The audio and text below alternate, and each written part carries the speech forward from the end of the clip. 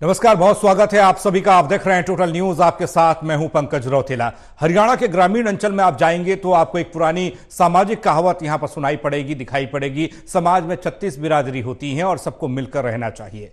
गांव की पंचायतों में आज भी भाईचारे की भावना को बढ़ावा देने के लिए इस कहावत का इस्तेमाल किया जाता है। अब सियासी तौर पर भी 36 बिरादरी का इस्तेमाल खूब हो रहा है। बीते लोकसभा चुनाव में कांग्रेस, खासकर भूपेंद्र सिंह हुड्डा ने कई बार 36 बिरादरी का जिक्र किया। अब यहां आगामी विधानसभा चुनाव की तैयारियां तेज होती दिख रही हैं, जहां एक बार फिर से जातीय संगठनों को साधने की कवायद शुरू होगी। हर दल चाहता है कि उसे हर जाति का सहयोग मिले, लेकिन इस बार जो जातीय संगठन हैं वो मुखर होकर सामने आ रहे हैं। अलग अलग जातीय संगठन सियासतदां के लिए मुसीबत बन सकते हैं, ऐसा कहा जा रहा है, क्योंकि अब ये संगठन अपनी आवाज को बुलंद कर रहे हैं। आज चर्चा इसी पर।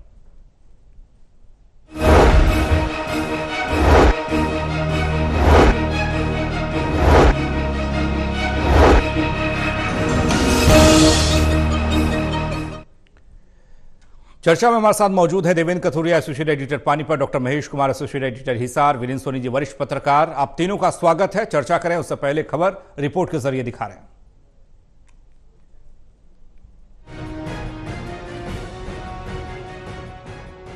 लोकसभा चुनाव में क्या खोया क्या पाया की समीक्षा करने के बाद प्रदेश के सियासी दल अब विधानसभा चुनाव के लिए जातीय समीकरण साधने में जुट गए हैं। कांग्रेस नेता तो 15 जून से फील्ड में उतरकर कार्यकर्ताओं के साथ बैठक कर रहे हैं। इधर बीजेपी के भी बैठकों के दौर शुरू होने के बाद अब जातीय संगठन भी सक्रिय हो रहे हैं। जातीय संगठन अब अपनी अहमियत और प्रभाव की दलीलें दे रहे हैं। हम तो भाई उनके साथ लगेंगे जो हमारे समाज की बात मानेगा। दीजिए सियासत और जातीय तड़का। लगभग 28-29% आबादी आज के दिन जाटों की है, और अलग से जो दूसरी बिरादरियां हैं उनको भी उनके हिसाब से टिकट मिलना चाहिए। मैं ये नहीं कहता कि उनको टिकट ना मिले, लेकिन जितना जाट समुदाय का टिकट लेने का हक है उनको पूरा दिया जाना चाहिए। उसमें किसी प्रकार की कोई कटाक्ष नहीं होना चाहिए। गौरतलब है कि जैसा हर बार होता है इस बार भी हो रहा है। पंजाबी नेता संत कुमार टुटेजा बोलते हैं, पंजाबी बोलने वाले पंजाबी भाई और सिख दोनों भाई भाई हैं। इनकी प्रदेश में आबादी 33% है, इसलिए दोनों को 15-15 टिकट तो मिलने ही चाहिए। घनगस खाप के प्रधान एडवोकेट जगदीप घनगस का कहना है कि प्रदेश में जाट 28% हैं। वो सीधे 47 विधानसभा सीटों को प्रभावित करते हैं, इसलिए उन्हें 1/3 टिकट तो मिलनी ही चाहिए। इसी तरह गुर्जर कल्याण समाज 20% टिकट की मांग कर रहा है। यादव भी कहां पीछे रहने वाले हैं। वो 12-13 सीटों पर खासकर दक्षिण हरियाणा में अपना प्रभाव रखने का दावा कर रहे हैं, इसलिए उन्हें भी इतनी टिकट तो चाहिए ही। यानी सियासी दलों के जातीय समीकरणों के बीच जातीय संगठन भी मुखर हो रहे हैं। साडा हक इत्थे रख। Haryana bureau, total news.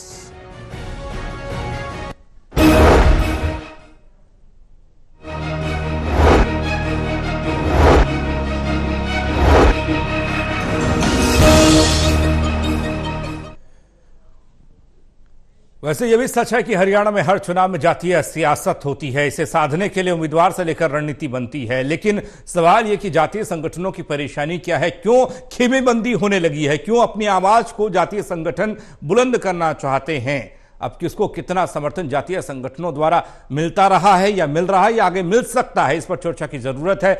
Devendra के पास सबसे पहले हम चल रहे हैं। देवेंद्र, आपके पास आए तो एक तरफ यह कहा जाता है कि जात पात की राजनीति से ऊपर उठना है, लेकिन जब हम हरियाणा पहुंचते हैं तो यहां पर जाट, गुजर, यादव, सैनी, ब्राह्मण, ये सब जात अलग अलग तरीके से संगठन में बटी हुई दिखाई देती है, और सियासतदां भी वोट के लिए इनका समर्थन मांगते हैं, जिसके साथ जितने ज्यादा संगठन उसकी उतनी ही मजबूती मानी जाती है। देखिए पंकज, जो नेता कोई भी पार्टी हो, सियासी दल, उसके नेता मन से ये भाषण देते हुए है कि हम जात पात को नहीं मानते, हमारे लिए सब 36 बिरादरी बराबर है, तरह तरह की दलीलें देते हैं। लेकिन जब चुनाव आते हैं, टिकटों के बंटवारे की बात होती है, पार्टियों की मीटिंग होती है, तो सोचा जाता है कहां सैनिक जाति जो है वो डोमिनेट करती है, कहां जाट डोमिनेट करते हैं, पंजाबी को कहां टिकट दी जाए, किस जगह से टिकट दी जाए। जातीय आधार पर टिकटों का वितरण होता है, वही नेता करते हैं जो मन से कहते हैं कि हम जात पात को नहीं मानते। मैं ये कहूंगा कि हरियाणा में पिछले कुछ सालों से वोटर्स जो हैं वो जागरूक हुए हैं, उनमें आक्रामकता भी आई है और वोटर्स में जागरूकता भी आई है। और उसी लिहाज से मेरे को लगता है जो जातीय संगठन बने हुए हैं और जिस तरीके से लोकसभा चुनाव अभी एक हफ्ता पहले हुए हैं, हमने देखा जो परिणाम आए हैं और राजनीतिक दलों की, सियासी लोगों की जिस तरीके से साख गिरी है, उसका नतीजा ये हुआ है कि वोटर्स अब मुखर हो रहे हैं, अपने वोट की कीमत समझने लगे हैं, जवाबदेही तय करने लगे हैं। अभी मैंने कुछ ये भी सुना है किसी नेता के मुंह से कि वो पहले वाला जमाना नहीं रहा, अब तो वोटर ये कहते हैं जी मेरा ये काम करो, मैंने आपको वोट दिया है, मतलब तकाजा करते हैं कि हमने आपने वोट देकर आप पे एहसान किया है।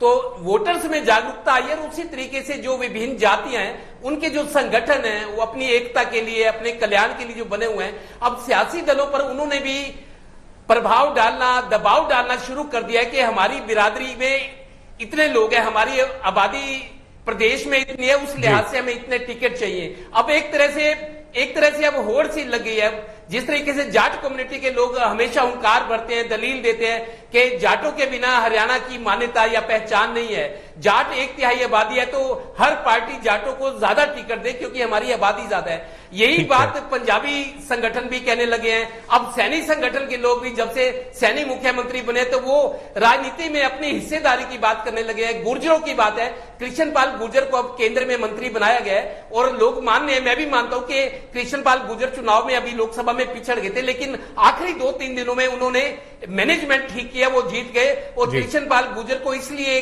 केंद्रीय मंत्रिमंडल में जगह मिली क्योंकि हरियाणा में गुर्जर बहुत हैं, राजस्थान में है, यूपी में और जम्मू कश्मीर तक गुर्जरों की आबादी अच्छी खासी है। जातीय आधार पर ही कृष्ण पाल गुर्जर को अब मंत्रिमंडल में जगह दी गई है।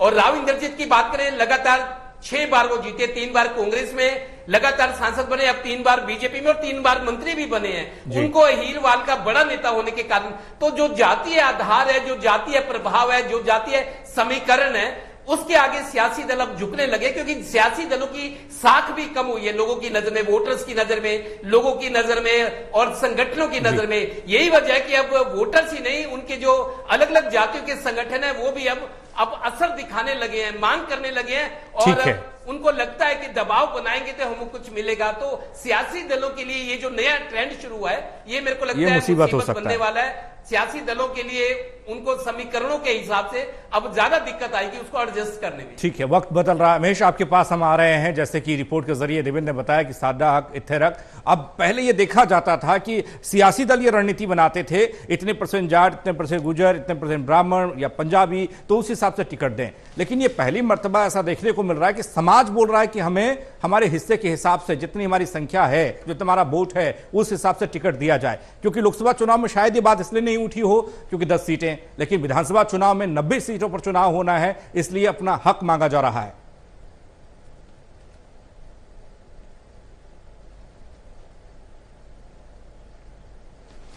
देखिए, मुझे लगता है कि इस देश में अगर सबसे छोटी में राजनीतिक अगर इकाई की बात करूं तो ग्राम पंचायत में पंच से लेकर सरपंच से लेकर ब्लॉक समिति के चेयरमैन से लेकर देश के प्रधानमंत्री और राष्ट्रपति तक जाति का जिक्र किया जाता है। जब प्रधानमंत्री नरेंद्र मोदी खुद ये कहते हैं कि मैं ओबीसी जाति से आता हूं, तो फिर ये माना जा सकता है कि वो भी अपनी जाति का जिक्र कर रहे हैं। प्रदेश का मुख्यमंत्री हो या देश का प्रधानमंत्री या फिर राष्ट्रपति को लेकर भी यहां तक कह दिया गया कि पहली बार किसी महिला, आदिवासी महिला को जो है यहां तक राष्ट्रपति के पद तक पहुंचाया गया, तो भारतीय जनता पार्टी को इसका फायदा मिले। तो यकीनन ये बात कही जा सकती है कि राजनीति से आप जाति को अलग नहीं कर सकते किसी भी सूरत में।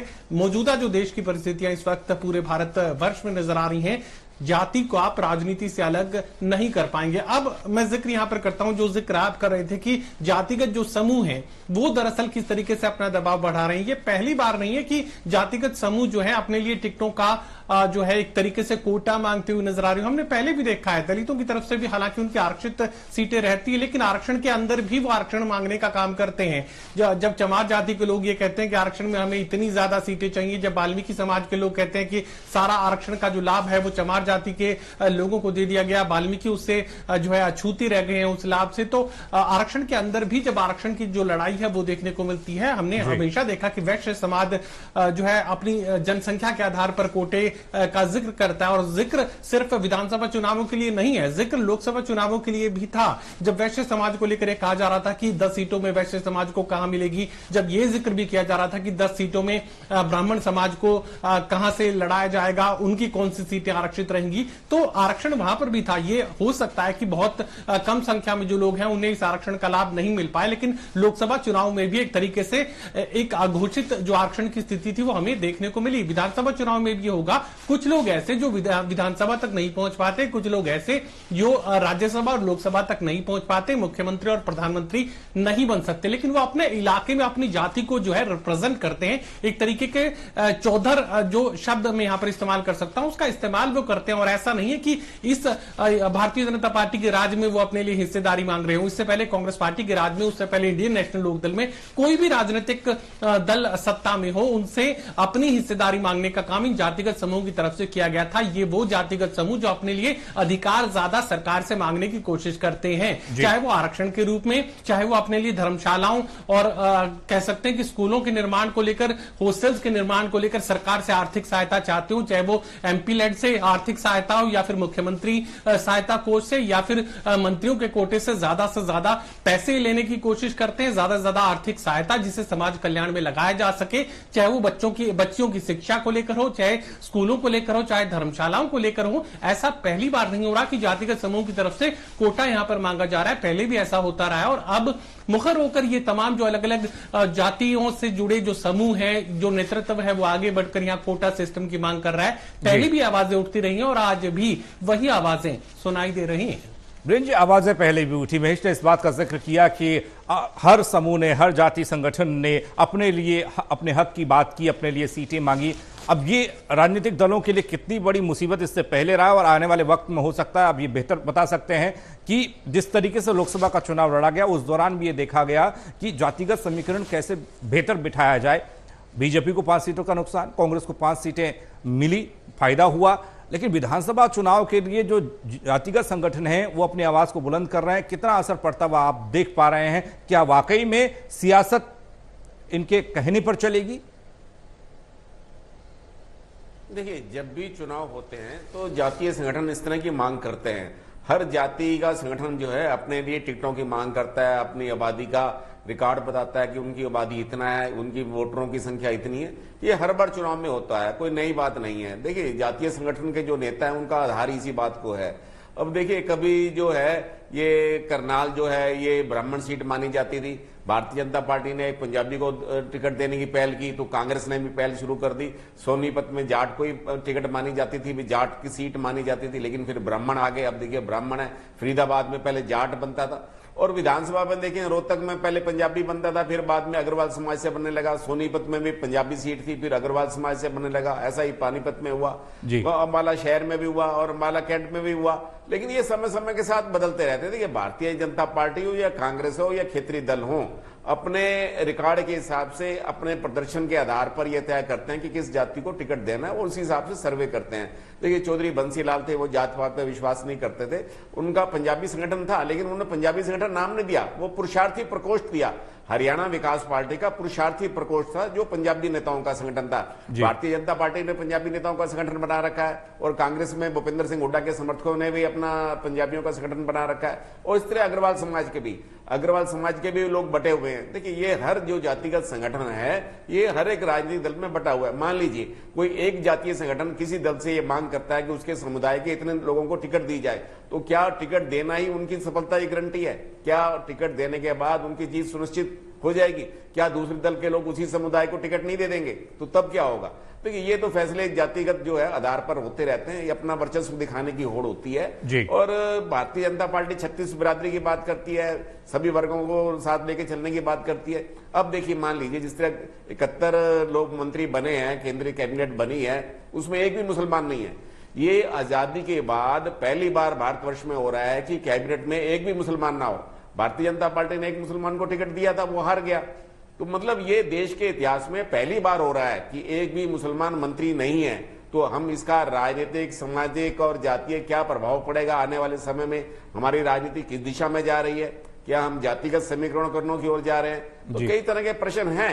लेकिन ये राजनीतिक दलों को एक अपनी सोच का विषय है, अपने राजनीतिक आधार पर फैसले करते हैं, अपने जीत की संभावनाओं पर फैसले करते हैं। तो लेकिन राजनीति में सभी का समावेश होना चाहिए, सभी का सहयोग लेना चाहिए। और अब जो है, देखिए अब हरियाणा विधानसभा के चुनाव आएंगे तो जातिगत समीकरण देखे जाते हैं, कहां किस जाति का प्रभुत्व है, कहां किस जाति का उम्मीदवार जीत सकता है। बात हम सामाजिक समरसता की करते हैं, सभी राजनीतिक दल मंच पर सामाजिक समरसता की बात करते हैं, लेकिन जब टिकट देने की बात आती है तो वो जीत की संभावना के साथ साथ जातीय गणित भी देखते हैं। जी देवेंद्र, देश के प्रधानमंत्री ने कहा कि सबका साथ, सबका विकास, उसके बाद सबका विश्वास भी जुड़ गया, लेकिन उन सब के इतर हमारी चर्चा इस बात को लेकर कि जातीय जो संगठन हैं वो अलग अलग धड़ों में बटे हैं, अलग अलग सियासी संगठनों के साथ जुड़े हैं और उनको वक्त वक्त पर फायदा पहुंचाते हैं। अभी हालिया जो लोकसभा चुनाव बीता है, अगर हम उस पर गौर करें तो किस पार्टी के साथ कौन सा जातीय संगठन जुड़ा, उसको फायदा उसने पहुंचाया और आगे वो पहुंचा सकता है या फिर नहीं, या फिर वो अपने तेवर बदल सकता है जिस हिसाब से मांग हो रही है? देखिए पंकज, लोकसभा चुनाव में हमने देखा ब्राह्मण टिकट मांग रहे थे कि 2 टिकट चाहिए, चाहे सोनीपत से 2, करनाल से 2, अलग अलग जातियों के लोग, समाज के लोग टिकट मांग रहे थे। देखिए मांग करना सबका हक है, ये वैसे ही है जैसे पार्टियों में कांग्रेस के कार्यकर्ता है, नेता है, 4 आदमी, 6 आदमी, 8 आदमी, 10-10 आदमी होते हैं कि मेरे को टिकट चाहिए, टिकट के लिए अप्लाई करते हैं, लेकिन मिलना किसी एक को होता है। वो पार्टी अपने लेवल पे डिसीजन लेती है कि विवेक से क्या फैसला हो। अभी मैं आपको बताऊं, जो व्यापारिक संगठन है, सामाजिक संगठन है, हरियाणा की बात करूं, जैसे पानीपत व्यापारियों का शहर, तो जो व्यापारिक संगठन होते हैं, जब कोई बॉडी बनती है तो उनमें देखा जाता है कि अग्रवाल बिरादरी से एक आदमी हो, पंजाबी को भी लेना जरूरी है, लोकल को लेना, जाट कम्युनिटी को, तो मतलब मन में पहले से ये बात आती है कि अगर संगठन को, संस्था को चलाना है तो सबको मान सम्मान देना पड़ेगा, सबका ख्याल रखना पड़ेगा। यही चीज है संगठनों पे, सामाजिक स्तर के संगठनों में नहीं, राजनीति में भी चीज चलती है, क्योंकि इस तरह की अपेक्षा रहती है। जो भी लोग होते हैं, किसी संगठन में सदस्य होते हैं, या ये चाहते हैं कि सबको बराबरी, जैसे मनोहर लाल जी मुख्यमंत्री थे, वो कहते हैं हम भेदभाव नहीं करते, सभी इलाकों का विकास करते हैं, सब वर्गों का ध्यान रखते हैं, सभी धर्मों का आदर करते हैं। तो ये जो समभाव वाली बात है, ये करना पड़ता है, राजनीति की बात हो या गैर राजनीति की बात हो, ये अपेक्षा होती है। और अपेक्षा के अलावा ये मांग भी होती है, उनको लगता है कि ये मांग हमारी पूरी होगी, इसीलिए जोर शोर से मांग उठाई जाती है। तो जिस तरीके से लोकसभा में हमने देखा बहुत सारे, अब जैसे गुर्जर बिरादरी से कृष्णपाल गुर्जर को टिकट दिया गया था, अहीरवाल से जो यादव कास्ट जिनको हम कहते हैं, ओबीसी से आते हैं, राविंदरजीत को दिया गया, ब्राह्मण को सोनीपत से दिया गया, पंजाबी को करनाल से दिया गया, तो जाट को भिवानी से दिया गया, हिसार से दिया गया। ये मतलब स्वाभाविक प्रवृत्ति है आदमी की भी, संगठनों की भी और पार्टियों की भी। हालांकि ये चीजें सुनने में नहीं होता, हम कहा यह जाता है कि जो काबिल है, जो पात्र है, उसको मौका मिलना चाहिए। लेकिन समाज चूंकि 36 बिरादरी है, समाज में अलग अलग वर्गों के लोग होते हैं, अलग अलग वर्गों के लोग और अपना प्रतिनिधित्व चाहते हैं, लेकिन समभाव वाली जो बात होती है, इसलिए सबको साथ लेकर चलना जरूरी होता है। शायद प्रधानमंत्री ने भी कहा कि सबका साथ सबका विकास, मतलब समभाव वाली बात, और सबको साथ लेकर चला जाए, उसी में परिणाम अच्छे होते हैं। तो कहने में और समझने में और करने में अंतर तो होता है, लेकिन चूंकि अपेक्षा होती है, चूंकि मांग होती है, चूंकि करना होता है, इसलिए सब कुछ होता है। महेश, अगर मुसीबत की बात करें, क्योंकि अब जातीय संगठन जब आवाज उठाएंगे तो किसी न किसी के लिए परेशानी, किसी के लिए फायदे का सबब ये बनेंगे। कांग्रेस और बीजेपी के चश्मे से, जेजेपी और इनेलो के चश्मे से इन जातीय संगठनों को देखा जाए तो कितनी बड़ी मुसीबत किसके लिए और कितना फायदा देख पाएंगे?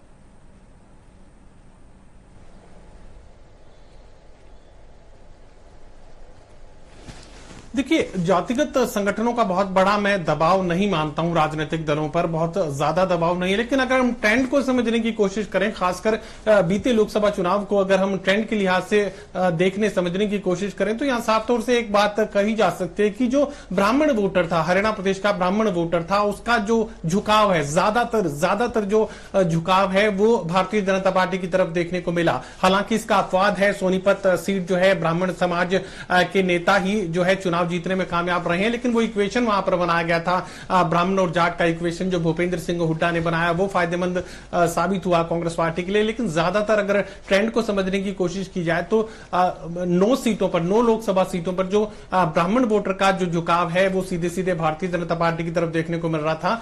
जाट वोटर का जो झुकाव है वो सीधे सीधे कांग्रेस पार्टी के खाते में देखने को मिल रहा था। हालांकि खास बात यह भी रही कि आईएनएलडी और जेजेपी का जो वोटर है वो शिफ्ट हुआ कांग्रेस पार्टी की वजह से, और कांग्रेस पार्टी में शिफ्ट हुआ, जिसकी वजह से ग्रामीण क्षेत्रों में जहां पर आईएनएलडी और जेजेपी जो है खासी प्रभावी नजर आती थी, वहां पर कांग्रेस पार्टी के साथ जब तीनों राजनीतिक दलों का वोट बैंक जुड़ा तो यहां पर ग्रामीण क्षेत्रों में काफी ज्यादा मजबूत जो है कांग्रेस पार्टी नजर आई। जिक्र यहां पर पंजाबी समाज का करें तो पंजाबी समाज भी भारतीय जनता पार्टी की तरफ झुका हुआ नजर आया। मनोहर लाल खट्टर की वजह से उन्हें मुख्यमंत्री रखा गया था। उसके बाद आगे भी मजबूत स्थिति बनाए रखने की उम्मीद जो है यहां पंजाबी समाज के लोगों को थी। जिक्र वैश्य समाज का करें तो वैश्य समाज भी भारतीय जनता पार्टी की तरफ साफ तौर से झुका हुआ नजर आ रहा था, लेकिन कुछ अपवाद यहां पर अरविंद केजरीवाल की गिरफ्तारी की वजह से देखने को मिल रहा था, जिसका जो टर्न है वो यहां कांग्रेस पार्टी की तरफ देखने को मिला। कांग्रेस पार्टी में सबसे ज्यादा अगर समझने की कोशिश की जाए तो चमार वोटर, जो एससी वोटर्स का एक सबसे बड़ा हिस्सा है, चमार वोटर सीधे सीधे लंबी कतारों में यहां पर कांग्रेस पार्टी को वोट देता हुआ नजर आ रहा था।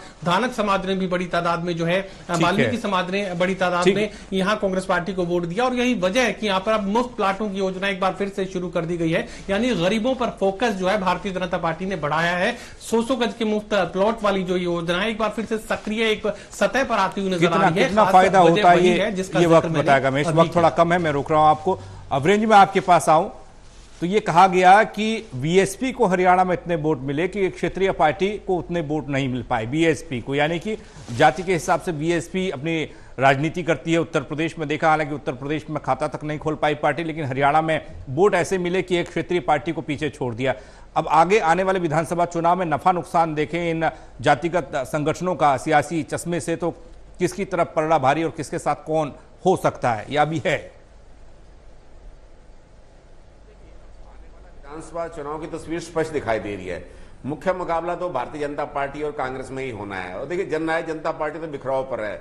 जननायक जनता पार्टी के जो सोनीपत से प्रत्याशी रहे थे लोकसभा से, भूपेंद्र मलिक और पवन खरखोदा जो है वो भारतीय जनता पार्टी में शामिल हो गए, और भी कई लोग जो हैं जननायक जनता पार्टी के जो भारतीय जनता पार्टी में शामिल होने जा रहे हैं। और जहां तक देखिए इंडियन नेशनल लोकदल है, इंडियन नेशनल लोकदल को तीसरी शक्ति के रूप में हम मान सकते हैं। देखिए, बहुजन समाज पार्टी का जो वोट बैंक है वो अपने आप के बंधा हुआ वोट बैंक है। देखिए, अभी तक जो है लोकसभा की एक सीट जीती थी अमर कुमार नागरा ने, उसके बाद कोई सीट नहीं जीती, और विधानसभा में भी एक बार सीट आई है, मोहम्मद अकरम की एक सीट आई, इससे ज्यादा नहीं आई छछरौली में। तो कुल मिला के देखिए, बहुजन समाज पार्टी जो है हार जीत के अंतर को तो प्रभावित कर सकते हैं। वो एक उदाहरण के तौर पर सर मैंने ये रखा था कि ऐसा जातिगत प्रभाव रहता है, एक उदाहरण के तौर पर।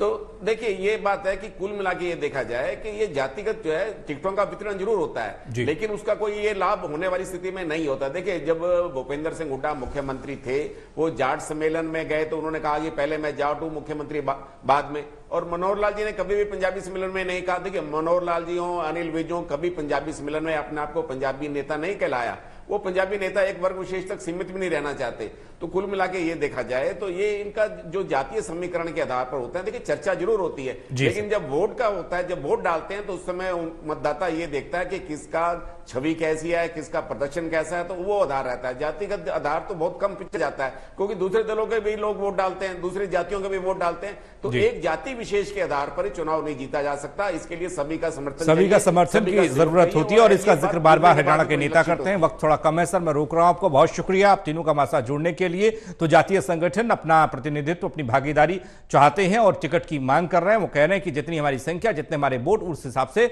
आपको टिकट भी देने होंगे। विधानसभा चुनाव का घमासान और उस घमासान की तैयारी सियासी तौर पर और सामाजिक तौर पर, जातीय तौर पर चल पड़ी है।